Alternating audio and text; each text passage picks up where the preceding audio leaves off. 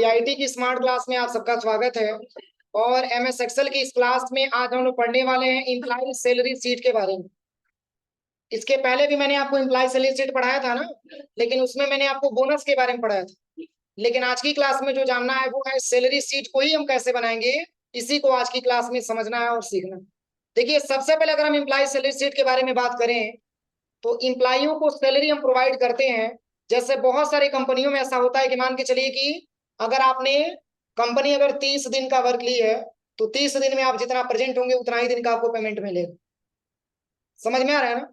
तो ये मैंने एक हफ्ता का बनाया, मतलब 7 दिनों का मैंने डेटाबेस बनाया है। और आप चाहेंगे तो 30 दिनों का भी बना सकते हैं, बन जाएगा। बहुत इजी है। बस ये संडे मंडे ट्यूसडे के जस्ट ऊपर 1 से लेकर के 30 तक लिख लीजिए, डेट। और बस मंडे से लेकर के ट्यूसडे तक यहाँ पे ड्रैग एंड ड्रॉप करेंगे तो 30 तक आ जाएगा पूरा ना। इसके बाद से ये पूरा का पूरा हेडिंग आपका वैसे ही रहेगा। मतलब जो हेडिंग मैंने 7 दिन के लिए बनाया है वही हेडिंग आपके 30 दिन के लिए हो जाएंगे। लेकिन हम 7 दिन के बेस पे इसलिए बना रहे हैं क्योंकि 7 दिन के हिसाब से आप लोग चेक कर लीजिएगा, उसके बाद से आप लोग 30 दिन के हिसाब से चेक कर लीजिए। तो जैसे मान के चलिए कि कई सारी कंपनियों में ऐसा रूल होता है कि आप जितना काम करेंगे उतना ही दिन का आपको पेमेंट कंपनी देगी, उसके अलावा पेमेंट आपको नहीं देगी। वो भले से आप अब्सेंटिंग पे हो, लीव पे हो, मतलब उससे नहीं है। कंपनी का रिक्वायरमेंट है कि जितना दिन आप प्रेजेंट है उतना दिन आपको सैलरी मिलेगा, जितना दिन आपने काम किया उतना दिन आपको सैलरी मिलेगा। बाकी दिन कंपनी का लीव हो, कंपनी का छुट्टी हो या आपका अब्सेंटिंग हो, मतलब उससे नहीं है, वो कंपनी आपको पेमेंट नहीं करेगी। और बहुत सारी ऐसी भी कंपनियां होती हैं, जैसे मान के चलिए कि महीने में अगर आप 2 छुट्टी लेते हैं, 3 छुट्टी लेते हैं, तो उस कंपनियों को पैसा वो काटता नहीं है, कंपनी आपको ऐड करके पैसा वो दे देता है। समझ में आ रहा है ना? लेकिन कई सारी ऐसी, मान के चलिए कि ऐसी भी कंपनियां होती है कि जितना दिन आप प्रेजेंट रहेंगे उतना ही दिन का आपको सैलरी मिले।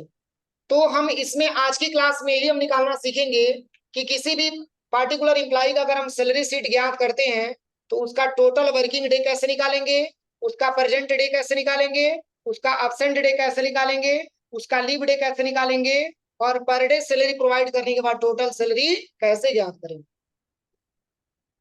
समझ में आ रहा है ना? तो इसके लिए जो है हम इम्प्लाई सैलरी शीट फार्मूले का प्रयोग करके, यानी कि इसी के जैसा डेटाबेस बना करके हम ये ज्ञात कर सकते हैं कि अगर कोई इम्प्लाई कुछ दिनों तक काम किया है तो उसकी रिक्वायरमेंट के हिसाब से पर डे सैलरी के हिसाब से उसकी टोटल सैलरी क्या होगी। तो चलिए यहाँ पे, तो पहले मैंने सीरियल नंबर लिख लिया, वर्कर का नेम मैंने यहाँ पे टाइप कर लिया, प्लस मंडे से लेकर के यहाँ पे सैटरडे तक मैंने लिख लिया। और कई सारी ऐसी कंपनियों में संडे को हॉलीडे भी रहता है। ठीक है, संडे को कोई काम नहीं होता, पूरी तरीके से क्लोज रहता है, इसलिए मैंने संडे को कोई यहाँ पे प्रेजेंटिंग नहीं बनाया, उसको पूरा मैंने ब्लैंक कर दिया। अब चलिए, आपको ये जानना है कि कंपनी में टोटल वर्किंग कितने दिन का हो रहा, कंपनी में टोटल कार्य कितने दिन हो रहा। लेकिन 6 दिन हो रहा है ना। आपको फार्मूले से लेके आना, वैसा नहीं कि 6 दिन वैसे आप टाइप कर दीजिए, आप तो काउंट कर ही ले रहे हैं, लेकिन आपको कैसे लाना है, फार्मूले से लाना है। और इसका जो फार्मूला होता है, सबसे पहले इक्वल करेंगे और यहाँ पे लिखेंगे काउंट ए, ब्रैकेट ओपन करेंगे, पूरे डेटा को सिलेक्शन करेंगे और ब्रैकेट क्लोज करके क्या करेंगे, एंटर कर देंगे तो रिजल्ट आ जाएगा। क्या यहाँ पे सम फंक्शन काम करेगा? क्यों? क्यों सम काम नहीं करेगा? हाँ, अल्फाबेट है। तुम क्या बोल रही हो? चलिए इसको भी बताएंगे, उसका भी टाइम आ रहा है। जैसे देखिए, अल्फाबेटिकल और नंबर को एक साथ प्लस करना भी हम बताएंगे, अल्फाबेटिकल और नंबर को एक साथ प्लस करना भी बताएंगे। जैसे मान के चलिए कि 20 पीस हो गया, 35 पीस हो गया, 20 केजी हो गया, 35 केजी हो गया, 40 केजी हो गया, इसको हम कैसे इक्वल करेंगे, कैसे जोड़ेंगे, तो इसके भी बारे में बताएंगे। पहले नॉर्मल तरीके से आप ये समझिए।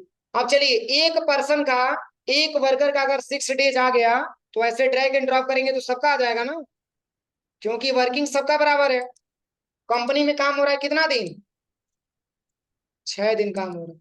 अब 6 दिन में मान के चलिए कि कितने स्टाफ कब आ रहे हैं, कोई आ रहा है, कोई लिव पे रह रहा है, कोई प्रेजेंट है, कोई एब्सेंट है, इस तरीके से हम उसका निकालेंगे अलग अलग रिकॉर्ड ना।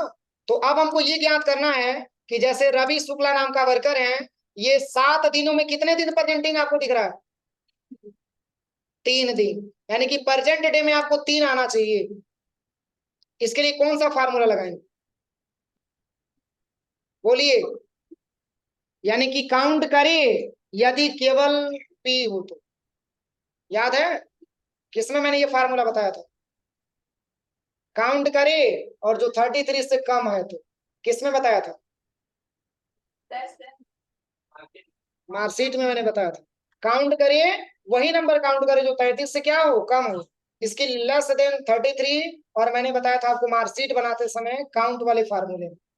तो यहाँ पे भी क्या करेगा, काउंट करेगा, लेकिन उस वैल्यू को जो केवल पी होगा। यानी कि अगर हम इस बात से पूछें सिर्फ इसमें पूरे टेबल में, यानी कि केवल रवि शुक्ला वाले सेल में पी कितने बार लिखा हुआ, 3 बार लिखा हुआ। तो 3 हमको वैसे हाथ से लिखना नहीं, इसके लिए फार्मूला लगेगा।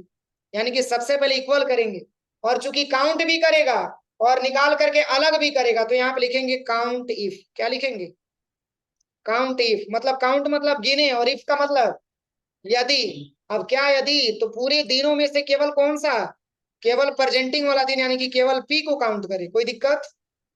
मैंने आपको बताया था कि क्राइटेरिया को हमेशा डबल डेड कामा के अंतर्गत रखा जाता है, और बस ब्रैकेट क्लोज करके एंटर कर दे। सही है कि गलत है? चलिए ऐसे ड्रैग एंड ड्रॉप करेंगे तो सबका प्रेजेंट डे यहाँ पे निकल करके आ जाए। सही है सबका? सबका सही है? कोई कंफ्यूजन? चलिए यहाँ पे ये मान के चलिए कि यहाँ पे जो है इनका प्रेजेंट 3 दिन यहाँ पे दिखा रहा है। एक और मैंने इनका प्रेजेंटिंग बना दी, 4 हो जाए।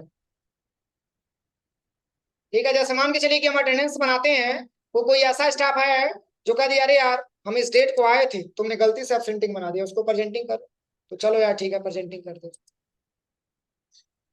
ठीक है, तो अगर हम यहाँ पे चेंजिंग करेंगे तो यहाँ पर भी हमको चेंजिंग देखने को मिलेगा, पर यहाँ पे चेंजिंग होगा। यहाँ पे कब चेंजिंग होगा, जब डे को इंक्रीज करेंगे तभी तो चेंजिंग होगा। तो चलिए यहाँ पे अब निकालना है क्या, अब्सेंट डे। तो सबसे पहले इक्वल करिए, कौन सा फार्मूला, इसमें भी काउंट इफ का फार्मूला लगेगा। ब्रैकेट यहाँ से ओपन करेंगे, ऑल डेज को सिलेक्शन कर लेंगे, और इसमें से नीचे कॉमा डॉटेड कॉमा में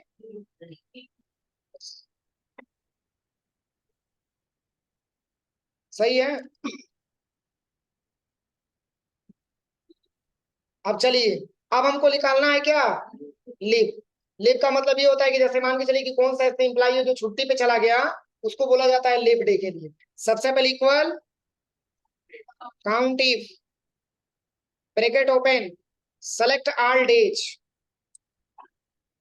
कॉमा डॉटेड कॉमा में। अब ऐसा नहीं कि स्मॉल आपने कैपिटल लिखा है और यहाँ पे फार्मूले में अगर आपने स्मॉल लिख दिया तो गलत हो जाए। समझ में आ रहा है ना? इसमें स्मॉल में भी लिखेंगे तो भी यहाँ से मैचिंग करके आपको बता दे। लिव किसका नहीं है, Pranav Kumar. Per day salary तो प्रोवाइड करना होता है ना। मान के चलिए कि किसी इंप्लाई का पर डे सैलरी 600 रुपया, किसी इंप्लाई का 1000 रुपया है, किसी इंप्लाई का 2000 रुपया है, किसी इंप्लाई का मात्र 100 रुपया है, किसी इंप्लाई का 500 रुपया है, किसी इंप्लाई का 300 रुपया है, किसी इंप्लाई का 400 रुपया है, और किसी इंप्लाई का 800 रुपया है, किसी इंप्लाई का 900 रुपया। सबका अलग अलग होता है ना। अब चलिए, अब हमको निकालना है यहाँ पे सबसे पहले टोटल सैलरी। तो अभी मैंने आपको बताया है कि ये जो कंपनी है आपकी, इस कंपनी में हम काउंटिंग करेंगे तो ये कंपनी पेमेंट देगा केवल किसके हिसाब से, प्रेजेंट डे के हिसाब से। मतलब कितना दिन आप प्रेजेंट हुए हैं उसी के हिसाब से ये कंपनी आपको पेमेंट पे करेगी। तो कैसे निकालेंगे टोटल सैलरी, हाँ present day into total salary. मतलब कितना दिन आपने प्रेजेंटिंग किया है और कितना रुपया आपका सैलरी, उसे से मल्टीप्लाई कर देंगे, रिजल्ट आ जाए। इक्वल करेंगे, और सबसे पहले टोटल वर्किंग डे को ना सिलेक्शन करके प्रेजेंट डे को सिलेक्शन करेंगे, और मल्टीप्लाई किसको ले लेंगे, 600, और एंटर कर देंगे। कोई दिक्कत किसी को?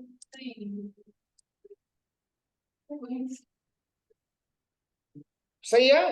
अब चलिए किसी का इसमें प्रेजेंटिंग हम बढ़ा देते हैं, जैसे यहाँ पे 2 बार अपसेंटिंग लिखा हुआ है ना, मैंने यहाँ पे प्रेजेंटिंग बढ़ा दी। तो क्या सैलरी हमारा इंक्रीज होगा कि डिक्रीज होगा, इंक्रीज होगा। अगर हम घटा देते हैं तब डिक्रीज। कोई दिक्कत? यही आज की क्लास में पढ़ना था। छाप लीजिए, फार्मूला लिखवा दे रहे हैं।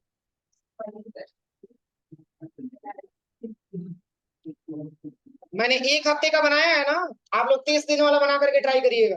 30 दिन वाला बता दे कैसे बनेगा। ठीक है, पहले छाप लीजिए फार्मूला। देखिए, टोटल वर्किंग डे निकालने का फार्मूला।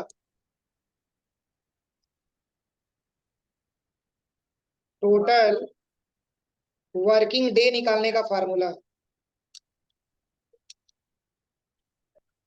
छापिए आप लोग जल्दी। Equal count A bracket open select.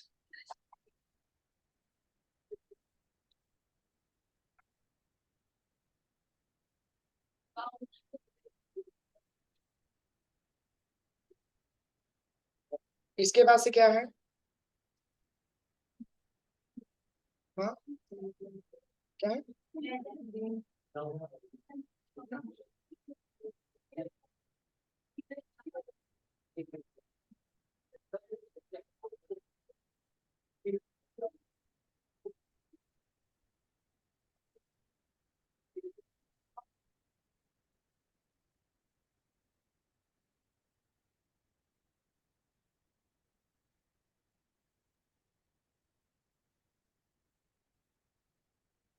इसके बाद से एब्सेंट डे है। Total absent day formula.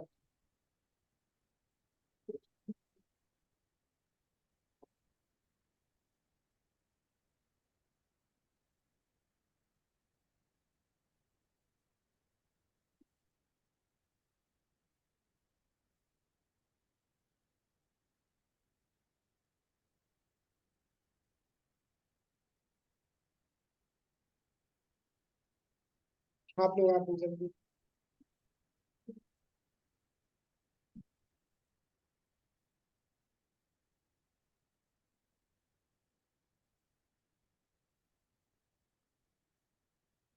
और क्या?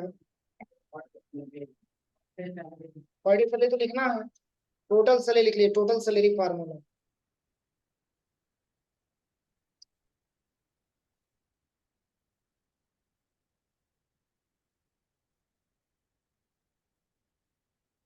क्या हुआ?